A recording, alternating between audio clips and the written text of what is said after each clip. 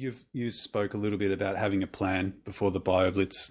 Nick, do you do that as well?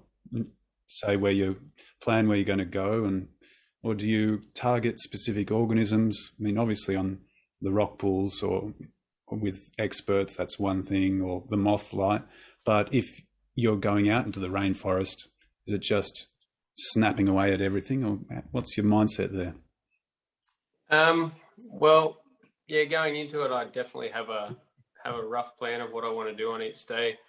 Maybe not to the point of Thomas. He probably has a printed out color-coded schedule to the minute, but no, I'm not quite like that. I generally have some ideas for the morning, like whether it's beachcombing or rock pooling at a certain place, and then the afternoon it would be whatever's close by. So near the beaches where I was rock pooling, there was a lot of good heath. So in the afternoon, I was doing some heath walks, looking for orchids and flowers and insects, whatever I could see.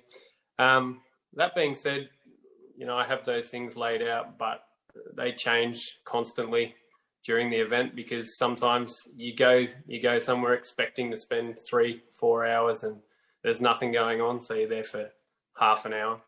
And so, yeah, plans constantly changing. So what's close to me, need to know what's close to you that you can, kind of almost a backup plan, but not really, or just think on the go.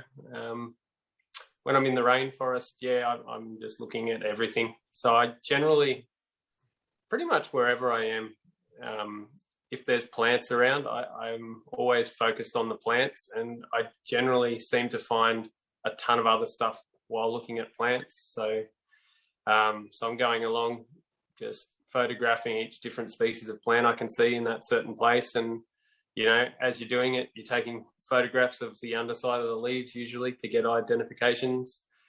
And that's where your insects generally hang out. And obviously you're stopped in places taking photographs, so you take notice of what's around you and around your feet. And also listening, that's a big part of it, because if you can hear things moving, you can sometimes sneak up and find out, if there's little rodents or little mice or things in trees or birds that are asleep in trees. I find that quite often in the rainforest, little birds asleep on a branch, like really close to me. All kinds of stuff. So, yeah, in terms of a plan, yes, I have a plan, but I never stick to the plan.